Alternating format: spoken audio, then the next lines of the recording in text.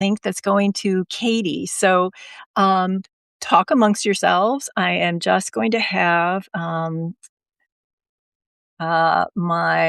yeah, Katy. I could totally see you. I just need you to be on screen, and I don't. Um, Lauren, if you're able to reach out to Katy directly and get her the link to be able to join on mobile, that would be so awesome. I hope everyone's having a good Thursday as well. So while we are working out our technical difficulties, just a little bit of background here. The first thing that I always like to do is ask you to pause for a moment and just give yourself a little bit of a check in. Just taking a breath and asking yourself, and if it feels comfortable to you, you can close your eyes, you can put a hand on your heart or on your lower belly, and just asking, okay, how do I feel?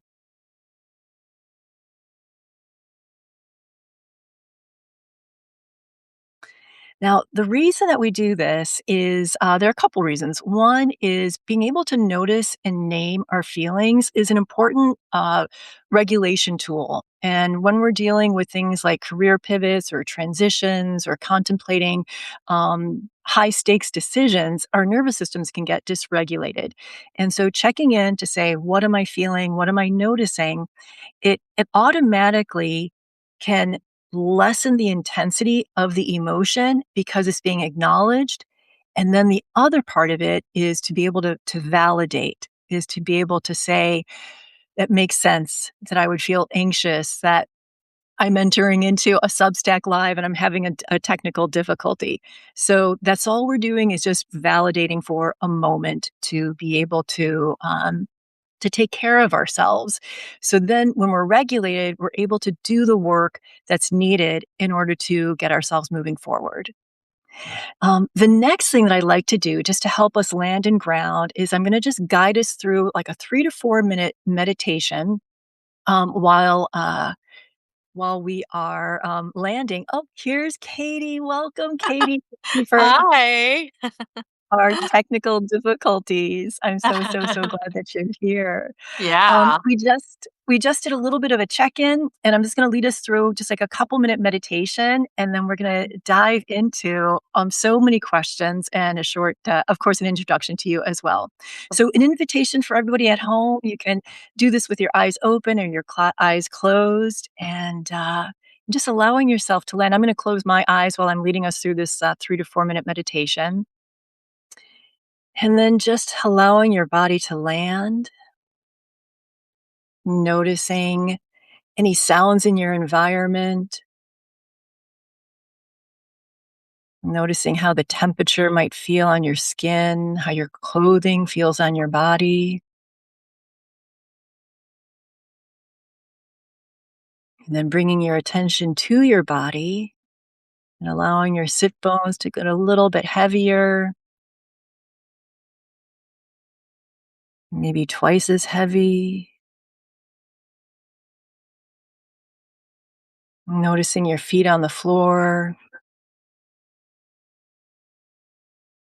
wherever your arms or your hands are, allowing them to fully rest, to be supported either by your body or by the chair. And as much as we're having our parts of our body feel heavier and more grounded, at the same time, just imagining puppet strings coming up through the top or the crown of your head and your shoulders, and just allowing yourself to be grounded and lifted up at the same time. And then we'll just take a minute here, just taking a couple of breaths in through your nose and out through your mouth.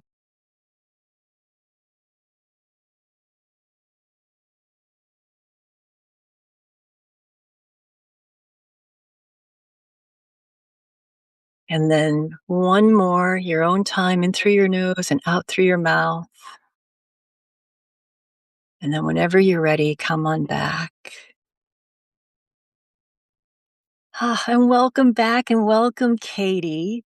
So I imagine that everyone is here because they understand that you are a trauma-informed financial wellness coach. And part of what I also previewed for people is that you had a career pivot as well. And so before we dive into asking you questions on the financial wellness realm, wondering if you could tell us a little bit about your pivot. I think a lot of folks have, anxiety, fear, curiosity, or excitement about pivoting. What was yours like? Yeah, I actually had two pivots. I was a journalist for a long time, and then I pivoted to being in television and working as a TV producer and then development executive. And then I wanted to get out of working in television and being a producer. And then I made another pivot into what I'm doing now currently, which is having my own business as a financial wellness coach. Oh, I'm going to ask you some follow-up questions. Yeah. Was the emotional experience of both of your pivots the same or different? And how what were those emotional experiences? Yeah, I feel like they were slightly different but also similar too in some ways, right? Like I felt this pull to do something different. The first time I think it was more like um I was kind of drawn into this world of TV producing versus me actually choosing to do it. I was a journalist for a long time. I was a journalist at XM Satellite Radio. And then right before the country went into war, I think it was right after September 11th, they decided to lay off the entire newsroom. And I don't know, being a rebel or whatever, I actually said out loud in the room at the meeting where they were laying us all off. I was like, "Are you guys kidding me? You're laying us all off before the country goes to war." And like you would think that that's like the time to actually, beef up your coverage and your journalists and all of that. Yeah, just so counterintuitive. Exactly, right? But, that's what happens. But so Mm. and then I had a really good friend from college who said she was working on a show at the now defunct Style Network. And then she was like, come in, you don't have to start at the bottom and be a PA, a production assistant. You can come in as an associate producer. Do you want to do that and come work with me? And I was like, sure. Like, let's see what this is. I don't even know. And so I felt like I was more pulled into that, for that pivot. But then the second one was more of I guess it was more emotional because after I turned 40, I'm now 52. I just turned 52. Um, I felt um, I felt like I wanted to do something totally different and I wanted to work for myself. I was getting a little bit tired of the production grind, of working, 20-hour days on my feet on set. I was traveling 6 months out of the year. And I was just like, I know I can do this for maybe a couple more years. But by the time I hit 50, if I was still doing this, I was not going to be happy. And so I really wanted to make that choice. And then, but I didn't know what I wanted to do. And life has sort of its own ways of kind of helping you to get there. So, one, there was a job loss um, from one of my jobs as a development executive. And then the other thing was I took a course on kind of business development and trying to figure out what I wanted to do. And then during that class, a lot of they asked us to interview a bunch of people that we knew and ask them like what we were good at. And a lot of my friends and colleagues said, well, you're a good producer, you're a good listener, blah, blah, blah. But then there were a few people who said, you're really good with your money.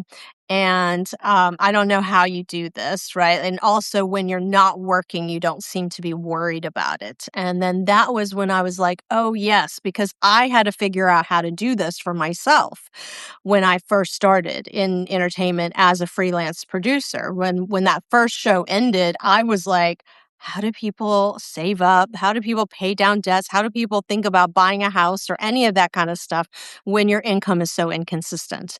And so I really went on a journey to figure it out for myself. And then I went back to school and studied. I went back to UC Berkeley and did a whole financial planning certification. And then also realized it's not just about that. It's just not about the numbers and all those things because it is a very emotional topic. So I went back and got a trauma informed coaching certification as well. So, Wow. So you identified where you wanted to go and then had a couple of skills gaps and closed that, but you were really following, like listening to feedback that you got from people about like what am I good at? mhm, Oh, and it's so interesting because you're of course, it's like what you're doing right now, like you have had that lived experience. yes, absolutely. Okay. Mhm, mhm. Yeah. Yes. So I just wanna say hello to people who have joined and if you have questions for Katie, please drop them into the chat.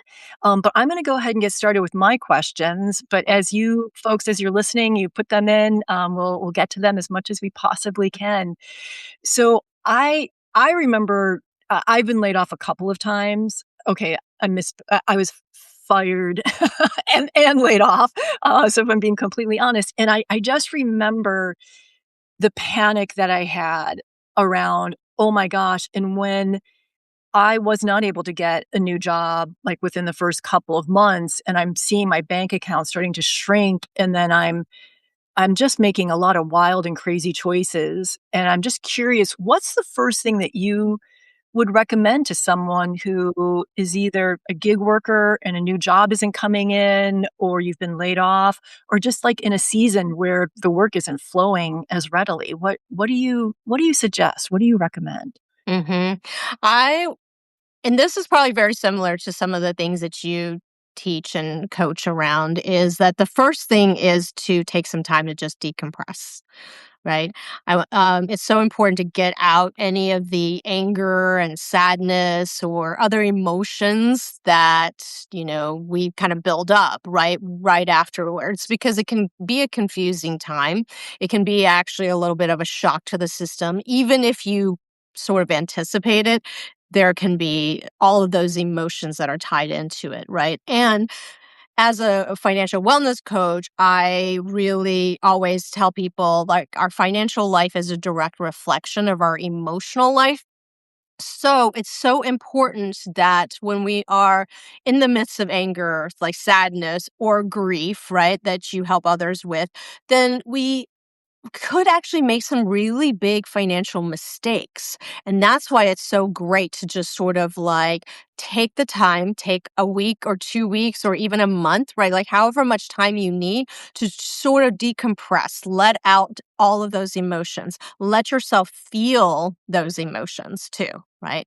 And then the next step for me is to definitely file for unemployment. So, this is a more practical thing, right? And so many times I hear from people, they're like, oh, I don't know if I should file for unemployment because other people deserve the money and all of these other things that are really not based on facts because that money is yours, right? You've been paying into it all of this time, especially if you've had a W 2 paycheck or even through your S Corp, you're paying into payroll. And so that money is already going into unemployment. So it's so important that you take the money, right? And even though it's not a lot, like here in California, it's only 1,800 max per month. However, that's something, right? That's a portion of your rent, your mortgage, or it could be the whole thing. Who knows, right? Like, but at least take it so that you have a little bit of income coming in, right? That is so important. And then I would say to take an assessment of where you are currently, like what's coming in, in terms of unemployment or what are the other sources. What do you have in your bank accounts and your checking and your savings and your investment accounts or retirement accounts, right? If anything. And then what's going out? What do you really need, right? Because our minds tend to worry about the unknown, right? The more unknown Yes. something is, right? The more we tend to make up stories and we all of a sudden we're like, I'm going to be homeless in a month, right? And which may or may not be the reality. And so it's so important that you allow your mind to calm down. It'll calm down once you actually assess. And because it also gives to make a plan, right? Like, let's say you do have some savings or some retirement money, then you can actually start to make choices about what you want to do with that money. Do I take it out now to actually help me to fund, the next 6 months or whatever, right? And so that is a place of giving yourself some agency, to be able to make those decisions. But otherwise, you have no idea. And if you have no idea, then your mind is going to tell you all kinds of stories, right? Indeed, Yeah. yeah. So just to recap, it's decompress, Mhm, file for unemployment, mhm. and then assess. Yes. May I ask you a couple of follow-up questions in each Of one of those course. categories? Yeah, absolutely. Um, how decompressing and being with my feelings and feeling my feelings is which I'm just gonna out myself. That sometimes is really, really hard to do, especially when I'm triggered or pivoting and I don't have a sense of my financial runway. Is it a is it a mistake to assess before I decompress? I think it is a mistake to do that, to assess what your financial pieces are before you decompress, mainly because we want to deal with the emotions that are coming up, right? Think about it this way. It's like if you start to look at the numbers and but all of these emotions are still running through you, how easy is it for you to actually look at the numbers in a very clear, logical way? It's not gonna be easy. Instead, you're gonna look at it from a place of bias. You're gonna look at those numbers from a place of, like, lack and scarcity and fear, right? Versus just seeing the numbers for whatever they are and being able to make a decision from that place. That's why I want you to start there. But yes, I understand it's not easy to just sit with your emotions. However, you can do a couple of other things, right? Like write out an FU letter to your former employers, right? Because that's getting out some anger. Right. And that is a really good place to even start, right? Because like I'm sure there's a lot of built up anger. And in society, it's just not sanctioned for us to be angry, right? And we're always told, like, don't be angry. However, anger is an emotion that we all have. And so it's important that we actually let it out in a healthy way, right? Yeah. I'm curious for folks who are here, if you could just pop into the chat what emotions come up for you when you're looking at your checkbook or your bank account. Just yeah, like even like a word or a phrase, just pop that into the chat. We started out our time together here on the live just doing a 10-second, 15-second check-in of like how do I feel and pausing long enough to check in and then just like a short meditation to ground. Are there other in addition to the FU letter and breathing, meditation, checking in, any other decompression tools or activities that you could recommend? Yeah, so I am somatically trained, so based on our bodies, right? And our emotions kind of sit in our bodies. And so I like to do a couple of different things to let out the emotions. So if like writing out the FU letter doesn't necessarily do it for you, I like to scream into a pillow sometimes. I like to Done that. take a foam roller and kind of beat up your mattress or your sofa, and say out loud the things that upset you, right, about the situation, right, and the things that are creating some fears around it. I also and if none of those things feel safe, it's also great to just sort of lie down either on a yoga mat or on your bed and just kick your feet, right? Just that process of kicking your feet is letting out those emotions as well, you know? And so any of those things, there's also a way to kind of just like, uh, when you're lying down and you've got your knees up.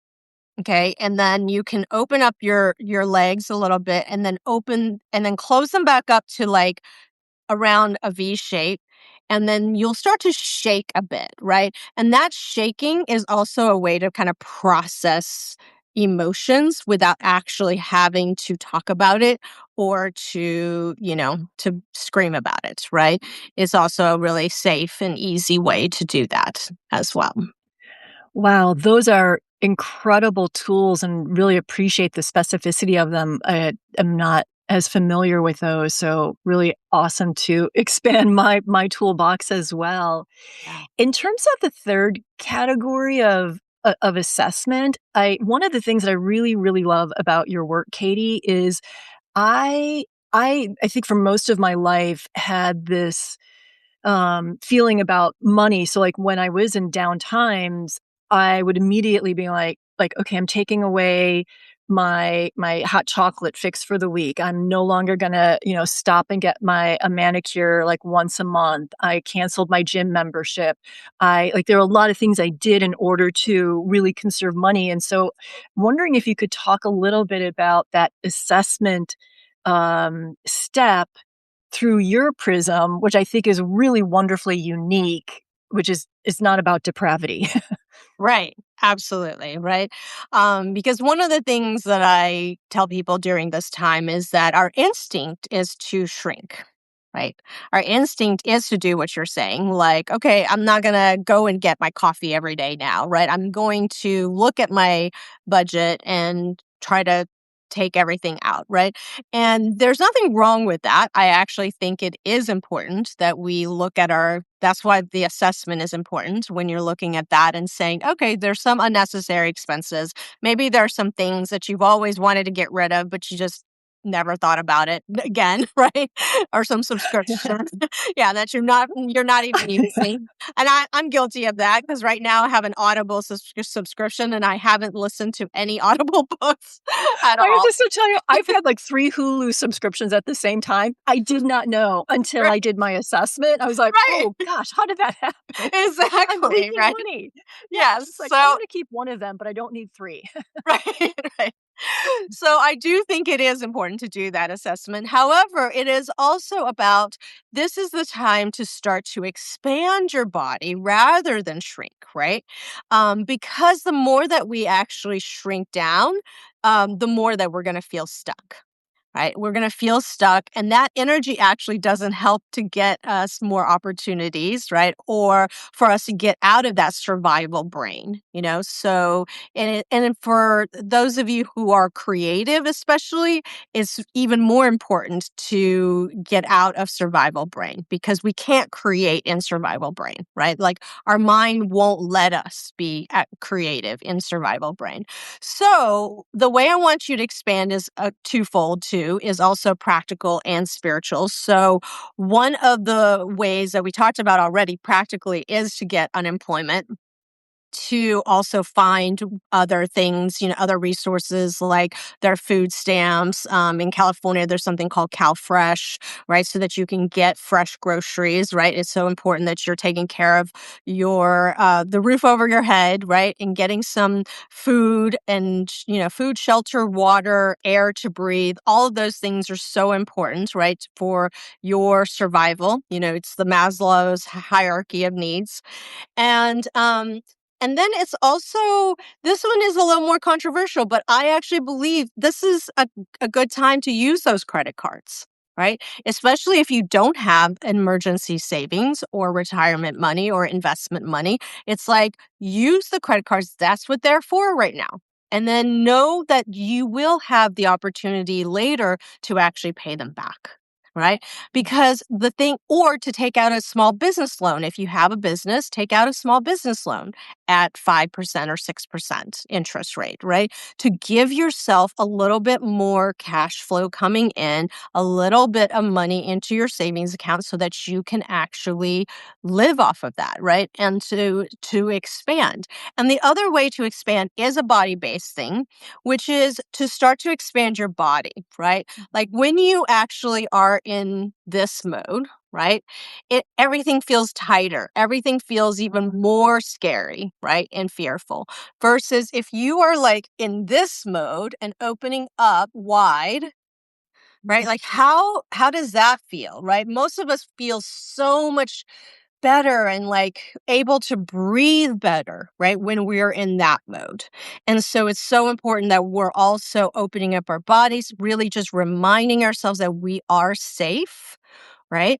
And that we are able to move forward so that we don't get stuck in a particular place. Yeah. So if I'm hearing this correctly, just weaving it all together, which is the decompress, unemployment, assess, expand, don't contract. It's getting to a place of safety so Yes. that we can look at what's really happening and make some decisions that are going to, yeah, not come from a place of fear, panic, and okay. Wow, but there's some really interesting nuggets there. Like I would have not thought, yes, it's okay for me to use my credit card to create some runway.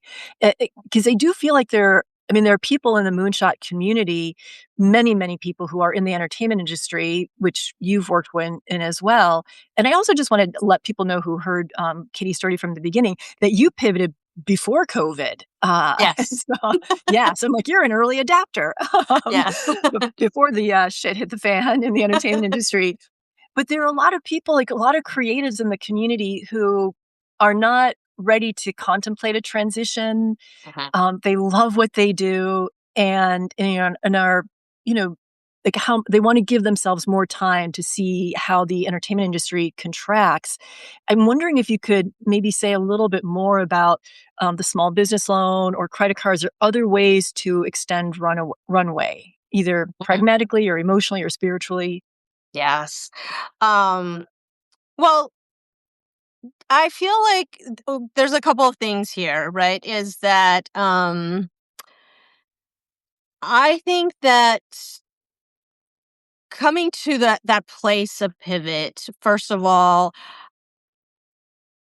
I don't think anybody's ever really truly ready for those kinds of things, right? Like you may have a desire, but then, all of this other stuff gets in the way. I mean, I feel like even when I was pivoting out of entertainment, you helped me a lot because I reached out to you when, my job loss happened and I was like, I'm so confused. I'm so like, I don't know what what I'm doing now, and my identity gets wrapped up into it, right?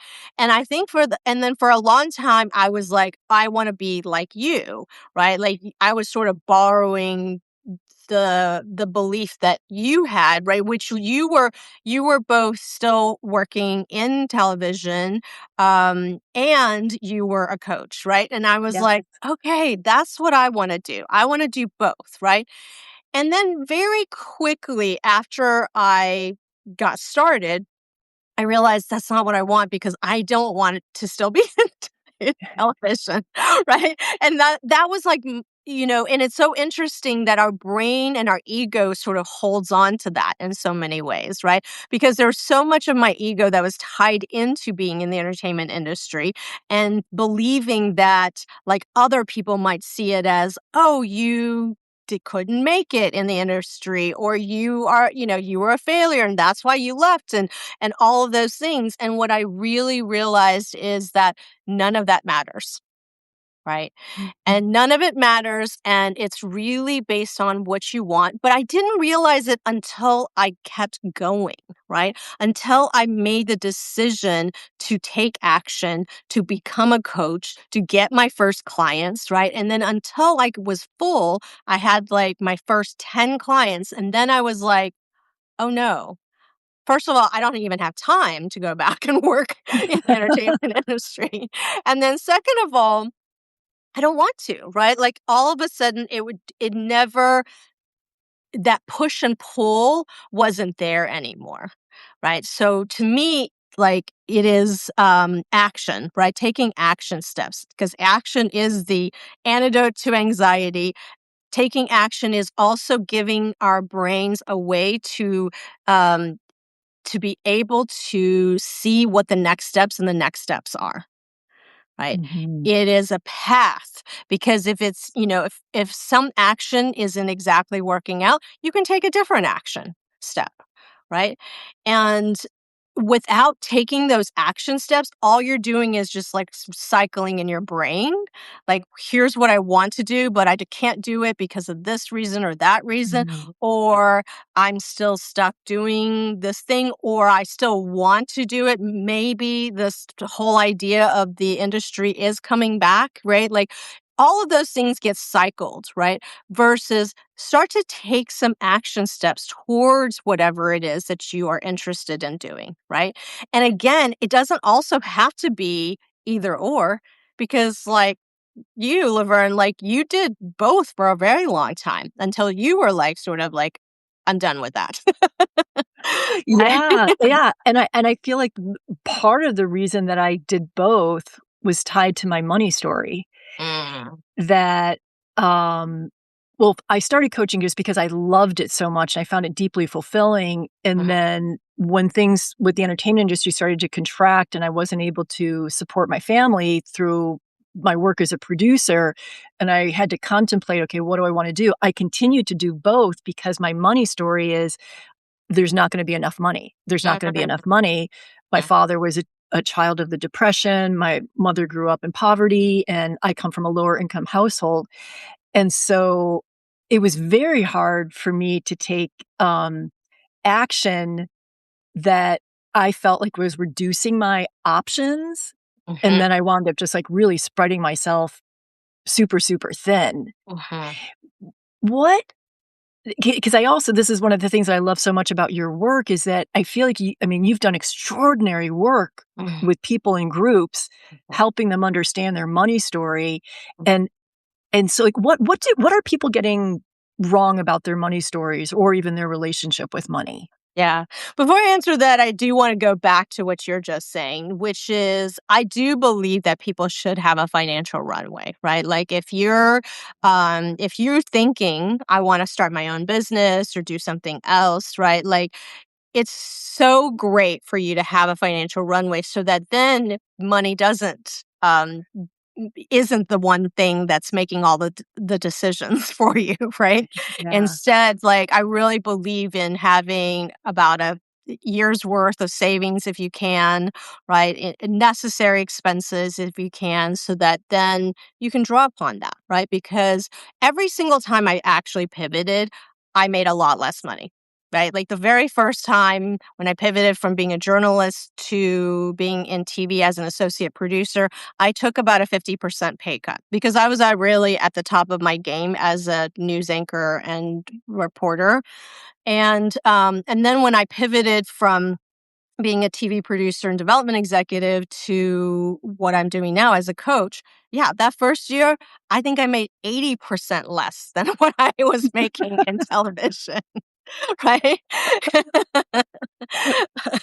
So, it's so important, right? Instead of feeling the panic and then being like, "Oh, no, now I gotta go take another job or do whatever." It's like having that runway really helped give me peace of mind, right? To be able to continue to do it. And then, yeah, the next year I, like, doubled that money, and then the next year I did that again, right? So it's like a slow build, and yet having that runway is so important so that you don't feel like you um, need to have 10 jobs while you're building something. Yes, Right. yeah. Yeah. I have a quick follow-up question, and then Yeah. we could get back to my money story, but, Okay.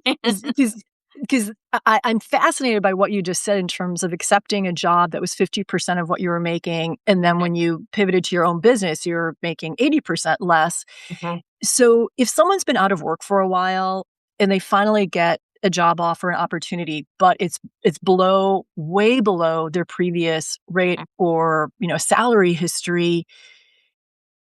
Any thoughts about how to evaluate that opportunity, really looking at, what's happening with the economy and the marketplace? Like, how do you make that decision of whether you should say yes or no? Yeah. Well, I mean, you know me well enough to know that my first answer is that I always still advocate negotiating. That's like, it's always been a thing for me, and I've helped so many people negotiate even when like companies are saying, "No, we don't have any room to negotiate. This is the top." So I actually know that it is possible to still negotiate and get more money, right? Um, However, I think that sometimes, yeah, if you haven't been working for a long time, your own fears and those kinds of things kind of get in the way. And then let's say the negotiation isn't possible, right? And then they're just refusing to give you more money. I would say you can also negotiate for other things, right? Negotiate a set time that you're going to reassess that next rate, right? You can negotiate to work remotely, like 100%, right? You can negotiate working a 4-day work week instead of a 5-day work week, right? You can negotiate a higher title so that the next job you take, you're already at the higher rate, right? And or let's say it's freelance, right? Or you're working on a show, for example, you can negotiate an extra week at the end too, right? Like a lot of times people don't even think about that. So your weekly rate remains the same, but perhaps the line producer can put an extra week at the end so that you still get paid. Overall, you'll get paid more, right? But, weekly, they still manage to keep you at a certain place, right? So I Mm. do believe in that. Um, and I do think that just because people are talking about the economy or the industry not doing well, it doesn't mean that you still need to take whatever is given to you, right? It's still important that you're advocating for yourself because there is a reason they wanted to hire you, right? Finally and eventually, right? And then I also want to say that negotiation is not about like giving an ultimatum, right? You get to like co-create with the other person and make it a win-win for everyone as well. Yeah, I have a client right now who received a real lowball offer and is really struggling with whether to accept it or not, and the client's been out of work for a year. Mhm.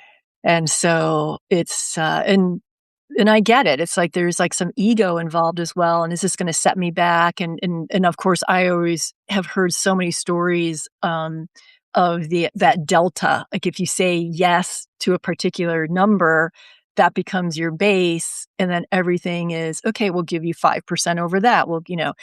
And then over the course of 10, 20, 30, 40 years, the delta, the change on that could equal, hundreds of thousands of dollars. And so it's like, so I Sure. have that money story Yes. in my Yeah. head as well. Yeah. There's always those kinds of things. And yet, I do believe also, I mean, if you think about that, it's like money sort of begets money too, right? Like when you're actually working and you're on a show, it's actually that much easier to get onto another show or to work for another company or to do the other, to get to the next thing and the next thing, versus when you're not working, right? It's the law of attraction, but it's also the law of motion.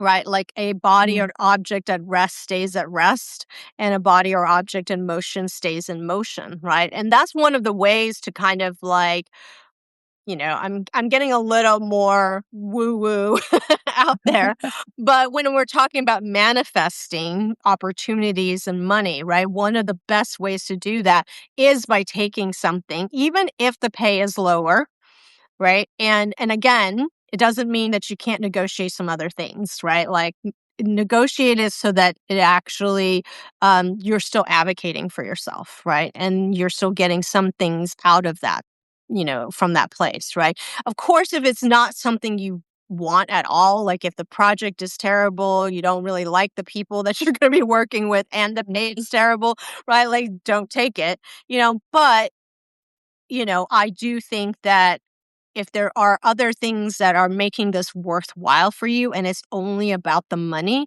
like negotiate some of those things, or places where what can actually make you feel better about taking it, and then take it to actually leverage you and leverage your energy into the next thing, right? Because Mhm. again, it's so much easier to get an opportunity when you are working, when you are actively doing the thing that you want to be doing than when you're just sitting there. Okay. Yeah, yeah. Wow, okay, I love the woo-woo stuff, and again, it's like what I appreciate how it's like woo-woo plus really, like, sound practical advice. Um, are you okay if we go for, like, another 5 or 10 Yeah. minutes? Yes, Okay, absolutely. cool. I have a couple more questions for Katie, and I wanna invite, if anyone else has, a question, please pop it into the chat if you would like. Just wanted to give you a time marker so you know what's going on. Um, I wanna circle back to this what I think is so unique about your work is, like, is one's relationship with money. Mm. And what do people typically get wrong about money? I think people think it's just numbers or math. So then they can say, well, I'm not good at math, so I'm not good with my money. Or I'm a creative person, so I don't need to think about numbers or money. Right. Mhm. And I actually want you to think about it as, first of all, people talk about money as energy, but it's also an exchange, right? It's an exchange of energy. So you have something I need or want, I'm going to exchange this currency in order to get it, right? So in order to get that, to be on that same energetic frequency as that exchange, right? You've got to cultivate some of your emotions around it, right? And money is emotional because if it wasn't emotional, nobody would fight about it, right? Couples wouldn't like it's the number one reason most couples get divorced over. And the reason is because, first of all, we tie money into our safety and security, right? And it is also the things that we learned in our childhood based off of what we absorbed, right? Because as children, we don't understand money. Like nobody teaches, what that currency means or what credit cards are, any of those kinds of things, right? So what we learn about money is how the adults around us are dealing with money. Right? Like for me, my parents fought about money all the time, and then my dad would get so stressed out every single year right before taxes, like April 14th, right up until the midnight deadline. He's at the dining room table doing his taxes, and he would be so upset and stressed out that if you like even went even near him, like even slightly close to him, he would like bite your head off. Right. And then I had a grandmother on my dad's side who was so tight with her money. She would say things like, oh, everyone's trying to steal my money. No one's getting my money. When I die, I'm going to just cash it out and be buried with it. Right. And so those were some of the lessons that I learned. Right. I learned that money creates conflict, money is stressful, and, if you have money like my grandmother did, that you're not a very nice person, right? And that you're very paranoid and you think everyone's out to get you. So I didn't want to be like that, right? So then in my 20s, anytime I made money, it went out. Right. I started babysitting when I was like 12, so I was like making money. Yeah. Yeah. But as soon as that money came in, it went out, like, so easily, and like, to the point where every single time I was about to get paid again, it would be barely anything. It'd be, like, maybe $3 in my checking account, right? Every single month, it would feel like, "Okay, I'm barely making it," but it almost didn't matter to me at that point because I was just like, "I just don't want it to be a thing in my life," right? And because if you're like, "I don't want it to be a thing in my life," then that's the way the universe is gonna respond, right? It wasn't like the fact that I couldn't make the money, it was just the fact I couldn't keep any of it, right? And so it's so easy. So that's the place that I always tell people to start to look at is, what did you learn? What did you learn in your childhood around money, around how people around you dealt with money, right? And those are the things that are going to inform how you do things nowadays and what your relationship is like, right? And then you get a choice because now that you're an adult, you actually have a choice, right? In my 20s, I think I was just rebelling against the way everybody else was doing things and not wanting money to be a big thing in my life. But then I felt like, okay, that's not sustainable. Right, I don't need it to just go out immediately as soon as it comes in, right? Because then I'm never gonna, be able to buy a house if I wanted to, right? Or to be able to have a retirement if I wanted to, especially because I was a freelancer for a long time, and then even now as a business owner, no one's giving me a 401k, right? So I've gotta be able to think about those things for the future, but if I still had that same belief system and the same mentality, then I wouldn't be able to do any of those things, right? Because, Mhm. like, as soon as it came in, it would just go out, right? And so it's so important that we're like taking a look at that, right? And understanding where we are with it, and also making the decision of like, what do you truly want, right? And how do you define your finances and money, and at a certain point I switched it, right? I switched it from money means conflict, money means being greedy and paranoid and all those things, to switching it to mean money is freedom of choice for me, right? Mhm. Because that's another piece of my story, is that I've known 3 women in my life who actually stayed in these abusive relationships because they didn't have money. They weren't working outside the home, and they had young children to take care of, and so they felt stuck in their situation. And so my mission is to help people to just not even make decisions based on money, right? Like, I don't want you to make decisions based on, like, oh, I can't do this because I got bills to pay, right? I can't do that because my rent is due. Instead, I want you to make decisions based on your core values and your dreams, right? So if the more money that I have, the more choices that I have, the more freedom of choice I have. Right. And that to me is powerful. And that to me means that, like, yes, I do want to create a life where I am able to bring in money, right? And hold it and save it and invest it and do other things with it, is really exciting and powerful when I see that even in my clients, right? Like last year, I had a client who is an actress, and she was so scared and nervous about ever saving or investing the money, right? Like she would rather just keep money in underneath her mattress, basically, Yeah. right? And we worked on that. We worked on her nervous system first to make it safe enough to do so. And then last year, she actually started to invest in January. By December, she had made $35,000 in her investments. Wow. Right. Wow.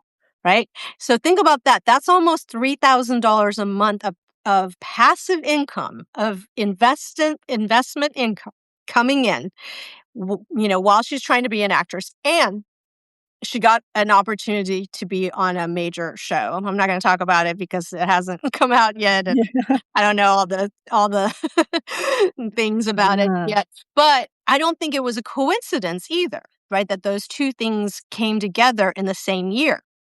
Because before, it's like when we don't feel safe enough to do certain things, we're not going to be able to do those things, right? And we're not going to be able to attract the opportunities because the universe wants to keep you safe. The universe wants you to be happy, and it wants to give you what you want, right? But if you're constantly saying you want something, but your actions and all of the things that you're doing is not saying, is basically saying, no, I'm not safe to do that, thing, then the universe is not going to give you those opportunities, right? So that's why it became really important. And then also, it was just, an amazing opportunity for her last year that it all opened up in that way, right? Because all of a sudden she felt safe enough to actually invest money, and then those opportunities came in. That is an incredible story, and I think it really underscores what you led with in terms of decompressing, regulating the nervous system so then we can see more clearly and assess more clearly and align with values and purpose and hopes and dreams.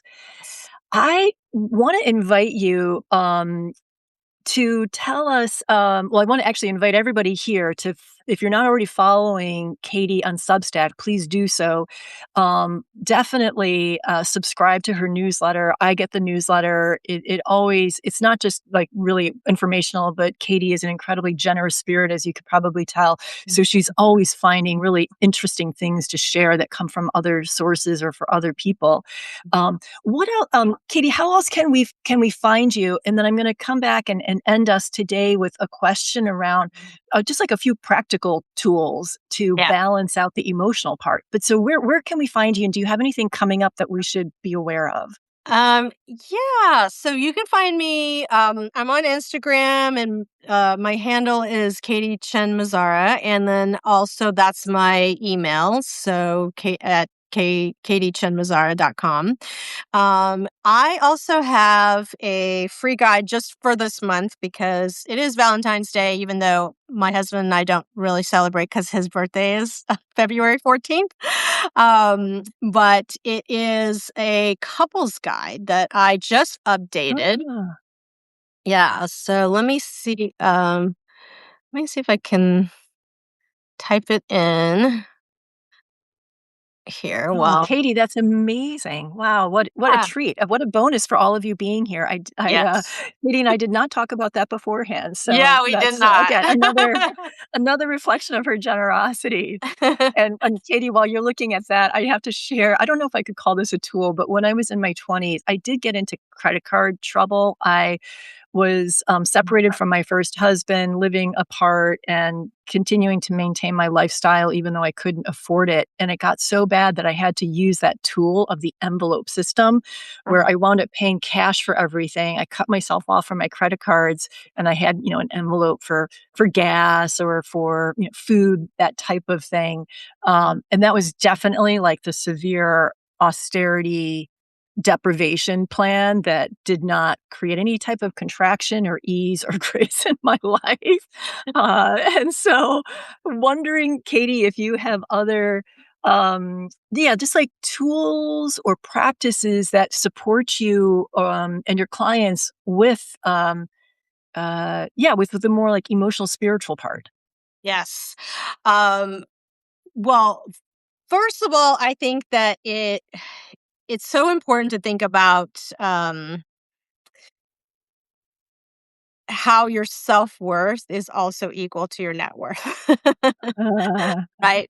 And the thing is, the opposite isn't true, right? We've heard lots of stories of like how sometimes child actors or, whatever, some people who've actually earned money pretty quickly or at a very young age may lose their money, or, people who win the lottery, right? Like there's studies that have shown lottery winners, 70% of lottery winners lose it within 3 years, right? And it all comes down to our sense of worth, right? Our self-worth, and also, again, what we kind of learned in our childhood around money, right? So it's so important that you, first of all, understand your money story. So start to write those things down, right? Maybe even make a timeline for yourself, right? Of like things that have happened to you, as a kid. Right. And anything significant, any memories that kind of come up for you around that. And then when it comes to our self worth, it sort of works a little bit like compounding interest, to put it into a money term. The more that you're actually cultivating it and putting it into practice, the more it builds. So I like a little practice called a self worth jar. And mm, it is a clear jar. And each and every day, I want you to write down something positive about yourself and put it in there. Okay. And it can be anything. It can literally be like, I am proud of myself for taking a walk today, right? Or I thought my hair looked good today, right? Or somebody gave you a compliment that meant something to you, right? And then write it down. Because how many times do somebody give you a compliment and then you're like, oh, that was so awesome that so and so said something. And then the very next day, or even within an hour, you're like, oh, what did they say again? Right? It's because we have that negative bias, right? We have such a negative bias and we're always looking at things to protect us. So we're always looking at the negative things. So we don't really focus on the positive things. So that self worth jar is a little tiny bit of, of contradicting that, right? In your day, right? In one little tiny part of your day, write down something positive about yourself and put it in that jar, okay? And seeing it build, and it almost doesn't matter what you're writing as long as it's positive and it's about you, like it's not about other people, right? Because we're very good at like also being in gratitude and saying, oh, I'm so grateful for, you and everybody else in my life, right? But we're so not good at saying the nice things about ourselves, right? So, like every single day, writing that down really helps build that up. And then on days when you need that boost of confidence, you've got a job interview, you've got, a presentation, a pitch, whatever it is, I would pull it out and read through everything and Mm. see what it says, right? Because one time I had a client who said to me when she first read through all of her things, she said she didn't recognize who wrote those things. I Ah. know. And think about that. Like, it feels so sad because we are so removed from our higher selves a lot of times, right? So then this is a really good way to just kind of practice, keep practicing because, and it's so important because once you really have this piece in your life, like you really know who you are and what you bring to the table, like so many of the other stuff like goes away. It's a lot easier. I mean, sure, you can be disappointed by not booking something or getting that job or whatever, but then it's so much easier to just sort of brush it off and say, okay, I'm disappointed, but yet I can still move forward, right? Rather than I got to hide and underneath the covers for a week, right? And only binge watch Netflix. I'm like, wow, a week is fast. I'm like, I'm Okay, under there for a week is fast. Sometimes, yeah, it can be months, right? But this is a good way to kind of get out of that stuckness in that place. And I will tell you, it will reap you benefits in terms of your money situation as well. Because again, Wow. self-worth is equal to your net worth. Yeah, self-worth is equal to your net worth. I love that so much. I have to share my little jar. Yeah. This is where I Oh put my my gosh. stuff. Yeah. I love Yeah. it. Yeah, yeah. Purple's my favorite color. Well, we are gonna start to wind down here. Katie, so appreciate you sharing your experiences and your wisdom and your perspective and your insights. They've helped me tremendously. And I want to again encourage everyone to follow Katie. Her programs are really amazing. Thank you so much, Katie, for that link to the couples guide. And for anyone here who's not a part of the Solid Ground community with our community here, please take a look. It's Solid Ground is for people who are experiencing career grief. That if you've had a professional disruption and are really struggling to move through it, are feeling weighted down by it, it's part of it's complimentary to anyone who is a paid subscriber to the Moonshot Mentor Career Strategist community. It's $5 a month, $50 a year. Really wanting to make it accessible to everyone. So please check that out and have a wonderful rest of your day. And thank you for being here. And thank you, Katie. Yes, thank Bye. you. Bye, everybody. Bye, everyone.